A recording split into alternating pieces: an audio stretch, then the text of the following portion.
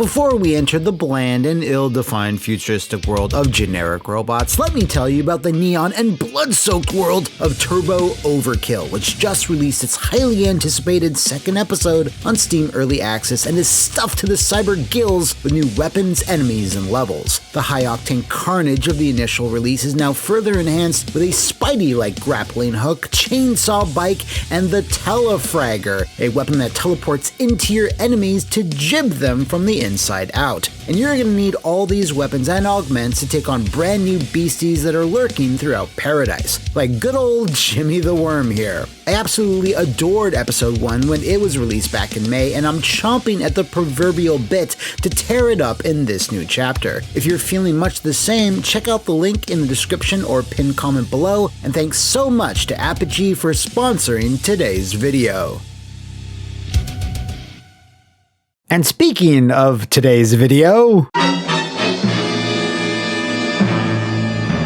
so yeah, this week on the worst fighting game, my never-ending quest to find the king of the crap, blah blah blah, I'm finally tackling one of your most fervent requests, a 90s as hell fighter that has lived in, well, nothing except for infamy. Nobody likes Rise of the Robots. I even made sure there's no secret Discord server that's all like, people just don't give it a chance. It has a lot of forward-thinking ideas, and it's just plain fun. No, Rise of the Robots is not fun. In fact, it's not much of anything except for a cautionary tale that making fighting games is very, very hard. Still, can it knock Criticon from on top of its prestigious position of power? Well, we won't know for sure until we get Rise of the Robots in the ring. Now, typically, this is where I regale you with a given game's development history, but in this case, if you'd like to learn more about the behind-the-scenes scrum, you can do so in this What Happened episode right here. I'll just wait for you. Okay, well, for those that didn't bother, I'll quickly give you the Cliff Notes version. The developers behind Rise of the Robots, Mirage, had no idea what they were doing. They said right out the gate that their game would outclass Street Fighter II in every conceivable way, not a good start, and while they had some really impressive graphical technology, as it turns out, they didn't have any gameplay technology, as noted by most critics and fans. And honestly, yeah, that's kind of it. The only thing RawTor is notable for is its graphics and all the different platforms it released on. Oh, so that means it's already time to move on to the...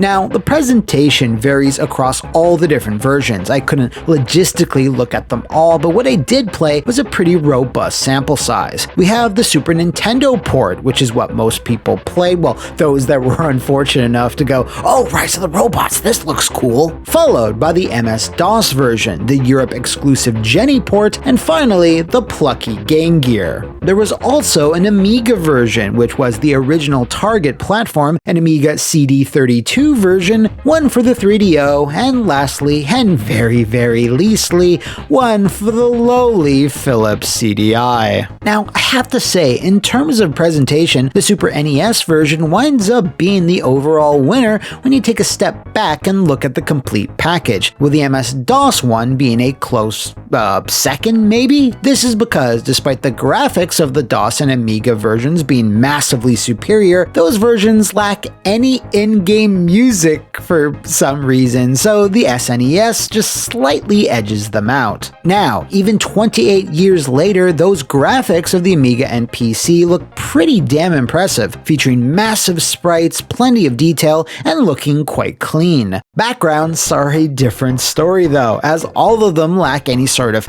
animation, personality, or graphical effects. They feel more like static screensavers than meticulously crafted worlds. Rounding out the graphical package is the cutscenes, which seem to be present in just about every version of the game. While obviously the MS-DOS or Amiga shine in this department, these quick clips are even included in the Game Gear port, which, regardless of how you feel about Rise of the Robots, is pretty damn impressive. Seeing fully animated sequences on 16-bit consoles or handhelds was rare indeed, but should the time or meg size have been allocated for like more characters and animation? Well, yeah, but they're still neat. In terms of story, well, there isn't one. See, Rise of the Robots does have a lot of lore, it's just not in the video game. The instruction manual did that heavy lifting as well as the novel, so I guess you could credit Mirage with that narrative innovation, which Yuji Naka took to heart years later down the line. Hell, even the Wikipedia article for Rise of the Robots warns that the plot section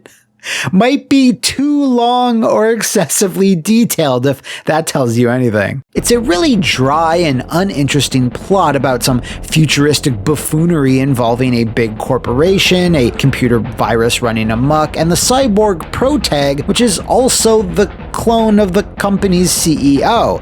Anyway, Cyberdude here has to stop the robots from rising. So while the actual game ignores this story, it actually also doubles down on hiding it even further by having no endings whatsoever. Well, kinda. It's weird. Once you defeat the boss, it just cycles through all the same cinemas you already saw, but without any story text. In the place of that, the developers decided to leave a message about activating a cheat code.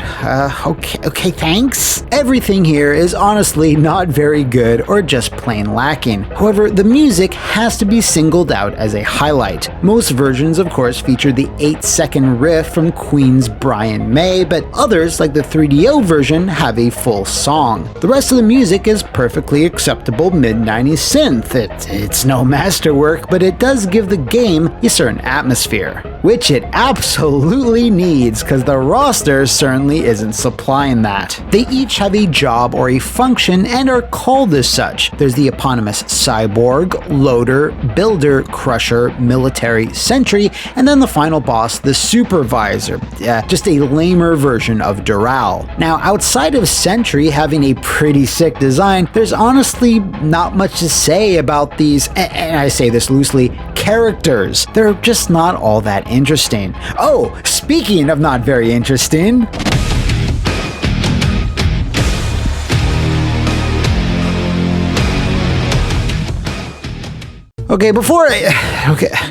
Before I get to the moment-to-moment gameplay mechanics, we gotta get some other crap out of the way. The single-player arcade mode only allows you to play as the cyborg. I guess that works within the story, whatever. You cannot, however, for any reason, lose a single match. If you do, you gotta start again from the very first opponent. And before you ask, no, there's zero codes to help alleviate this. Things get more fucked up in Versus mode, as player 1 is always locked to the cyborg no matter what, while player 2 is free to select any of the 5 other bots or even the boss, which this might be the worst Versus mode I've ever seen in a fighting game. I cannot fathom the brain structure one would need in order to design something like this. Like, why were they pushing this Pepsi Man looking motherfucker so much? Moving on, there is a training option, but not really. It just pits you against the CPU, but you can choose which bot you want to trade hands with, and take a guess, you can only pick the cyborg. Essentially, what this is a venue to try to find the weak spots in the computer AI, but what's truly baffling is that there's no way to get out of this mode once you've selected it in the traditional sense. Regardless of whether you win or lose a match against the CPU here, the game reboots itself from the beginning, and I mean the very fucking beginning, like from the opening licensing information and logos. It takes forever to get back to the main menu. What the shit? Okay, so let's move on to the actual in-game mechanics, and what this is going to be is me giving out over a raw bullet list of everything that's fucked. There's 1 to 2 special moves per character, max. And it's all super basic stuff: a shoulder barge, a big punch, or a little spike awkwardly jutting out. Amazing! In most versions of Rise of the Robots, you have to be super slow and deliberate with these special move inputs. If you play it like Street Fighter or Mortal Kombat, shit simply isn't coming out. Press back, wait for it, forward, then punch. The in-game options menu lists super moves, but these aren't moves at all. These are basically complex combat codes that can only be inputted in the middle of actual versus matches. Temporary invisibility, invincibility, reverse your opponent's controls, crap like that. Any player can do these at any time, but you can disable them in the options, which makes their inclusion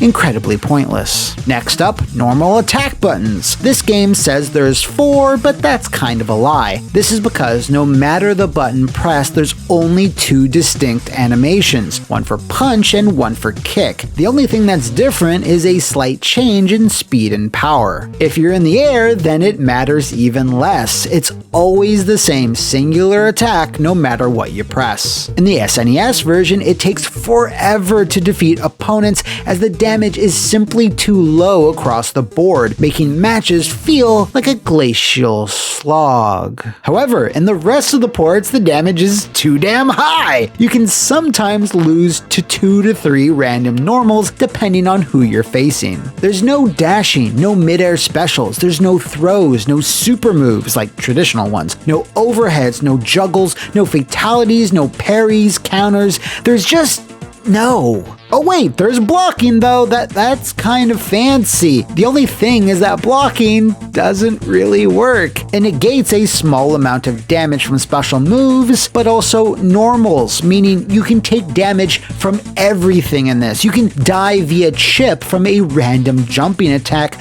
which leads to a lot of frustration. They're made out of metal, for robot Christ's sake. The CPU reads your inputs, and this was a feature the developers touted as a positive one. And remember, this isn't an arcade game meant to suck your quarters. It was developed for the home market, so why they felt the need to include this is anyone's guess. If you throw out either of your special moves, the AI will simply jump over it as soon as you do the input, which brings new meaning to the term neural net processor. A learning computer. What's even more bizarre is that special moves can be done during hit stun. If you nail the opponent with a well-placed jump kick, they can just do a special move whenever they want while they're still reeling back, meaning every attack in the game isn't safe.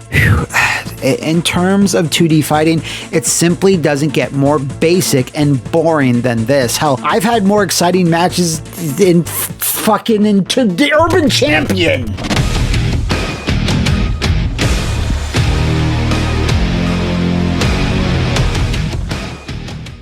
Now, usually this is the section that sinks a lot of games, and in the case of Rise of the Robots, it surprisingly doesn't. I mean, the game feel is not good, but depending on which version you have, the misfortune of playing, results can certainly vary. The SNES port, while being more balanced in a lot of presentation aspects, performs the worst here, feeling like the slowest and most unresponsive by a decent margin. The DOS port, for its part, is similar, but a bit smoother. The Genesis version at least feels a bit snappier than the last two, not by much, but it is noticeable. Finally, and most strangely of all, it's the Game Gear version that winds up having the best feel. It's the fastest of all the ports and has the most responsive control. In fact, the special moves come out pretty reliably with just normal timing. Now, it is one of the uglier things you could ever look at, as all the backgrounds are barely comprehensible, headache-inducing acid trips, but in terms of feel, it's the closest approximation to a decent fighting game that Rise of the Robots has or will ever get. Now, I don't know how the Amiga or 3DO versions play, but considering the latter has you pressing start to swap buttons between punches and kicks, I can't imagine I'm missing out on very much, so let's just wrap this up. Honestly, the biggest crack in the armor of Rise of the Robots, well, not crack, but gaping fist-size hole, is the mechanics and the totally ass-backwards way the modes are programmed, which again, just makes my mind short-circuit. The graphics and sound, though, are acceptable, pretty much in line with what you saw in the mid-90s, but every other aspect is so terrible it just shuts the whole thing down with a commanding authority, completely earning its reputation as one of the worst fighters of the 90s. Now, there was also a Jaguar version in development of Rotor, but that was cancelled when they realized they were making something for the Jaguar. But there is one last version we do need to talk about. There was an attempt made to improve a number of things for the arcade, although it didn't get far enough to truly complete that task. Actual personality and attitude were added in where possible, with more elaborate and honestly pretty cool CGI clips for every single fighter victory, not just Cyborg. The supervisor and boss was positioned to be more of a Shao Kahn, taunting the player in between matches and handling all the announcing duties.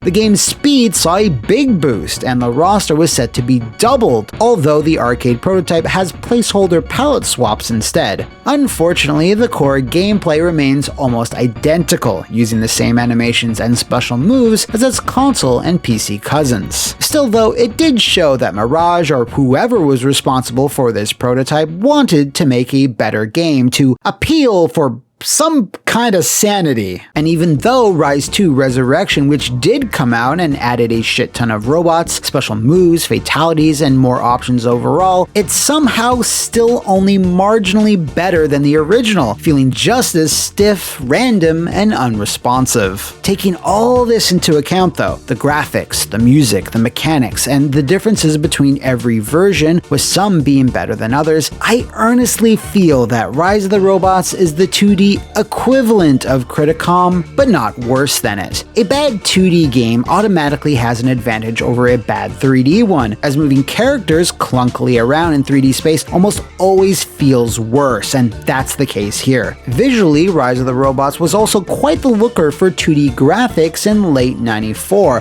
while Criticom, even back then, looked like an affront to God and everything he ever created. So, if Criticom is the king of bad 3D fighters, as of right now, Rise of the Robots is the 2D queen. Get it? Because of Brian May?